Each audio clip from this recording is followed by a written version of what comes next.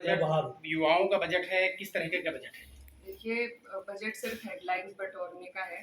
हमने अपने संसद में भी हमने ये बात रखी कि जो 12 लाख के ऊपर हेडलाइन बटोरी जा रही है, इतना सिर्फ 2% लोग कमाते हैं, तो सिर्फ उन्हीं का फायदा है। बाकी जो लोग हैं उनको इनडायरेक्ट टैक्स में कटौती करके फायदा हो सकता था, लेकिन उसकी कहीं भी बजट में बात नहीं है।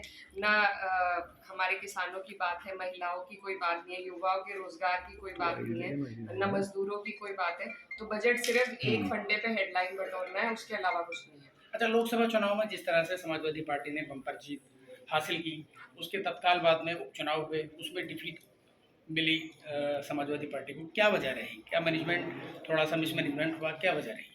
देखिए, लोकतंत्र है वैसे तो, लेकिन जो उपचुनाव हुए हैं उसमें तंत्र से चुनाव जीते गए हैं, उसमें जनता का कोई वो नहीं रहा है।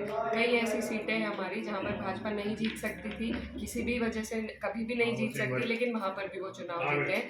तो जिस तरीके से लोकतंत्र की धज्जियां उड़ाई जा रही है वो सबके सामने है। इलेक्शन कमीशन जिस तरीके से अनदेखी कर रहा है वो भी सबके सामने है। तो ये जो बाई इलेक्शन है ये सरकार के होते हैं, और उन्हीं के दबाव में प्रशासन ने, सभी लोगों ने मिलकर उनकी झोली में ये 9 सीट डाल दी हैं, जो कभी से कभी भी उन्हें नहीं मिल सकती। अच्छा, वेस्ट यूपी गन्ना बेल्ट कही जाती है, और इस बार जो दाम है, समर्थन मूल्य है, उसको नहीं बढ़ाया गया है। क्या मांग है समाजवादी का, क्या स्टैंड है, क्या मांग करती है समाजवादी ये पार्टी? समर्थन मूल्य बढ़ाया ही नहीं बल्कि घोषित भी नहीं किया गया है। हमारी मांग ये है कि पिछली बार से ज़्यादा बढ़ाकर की जाए। कई चुनाव में कई जगहों पर ये भी वादे किए गए कि 400 पार सीटें होंगी तो 400 पार ही गन्ने का दाम होगा। तो हमारी मांग है कि कम से कम 400 पार तो करें। हालांकि अब जो महंगाई बढ़ती जा रही है और किसान जिस तरीके से परेशान है, तो गन्ने का मूल्य तो और भी देना चाहिए, क्योंकि जो किसान है वो हमारे देश की रीढ़ की हड्डी है। तो लेकिन पिछली बार से तो बढ़ना ही चाहिए। मैडम, कुंभ मेले में जिस तरीके से गवर्नमेंट ने 50 करोड़ का अपना ये डेटा उनके पास है कि 50 करोड़ वहाँ पहुंचे हैं स्नानार्थी, लेकिन ट्रेजिडीज जो हुई हैं, जो कैजुअलिटीज हुई हैं, उसको लेके कोई स्पष्ट बात नहीं हुई है। और हाउस में, सदन में इस बात को लेके कोई चर्चा का कुछ प्लान है? क्या है, कैसे रहेगा? जी, हुई है इस पर चर्चा।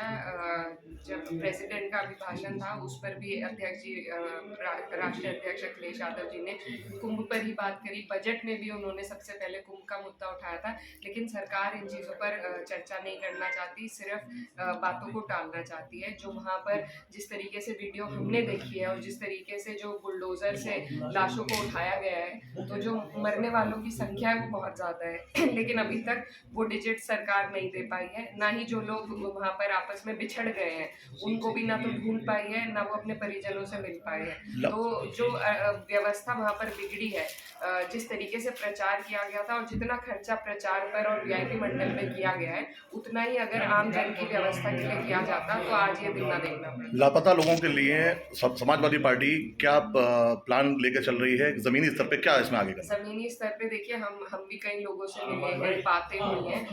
जो वहाँ पर हमारा शहरी संगठन है, वहाँ इलाहाबाद में जो हमारी पार्टी के लोग हैं वो लगातार अपने ही संसाधन से लोगों को ला रहे हैं, ले जा रहे हैं और उनकी मदद कर रहे हैं। कई लोगों को चोट लगी है, कई लोग बीमार पड़े हैं, कई बुजुर्ग लोग ठंडे पानी में डुबकी लगाने से भी उनकी तबीयत खराब हुई है। तो उन सब लोगों को मदद देने का काम समाजवादी पार्टी का संगठन धरातल पर कर रहा है। आज के कार्यक्रम का, आज का जो विजिट है, इसका पर्पस क्या है? आज देखिए, बुलंदशहर के लोगों ने, यहाँ हमारी जो पार्टी का संगठन है उन्होंने बहुत प्यार से मुझे बुलाया और काफ़ी वक्त से हमारा विचार बन रहा था आने का।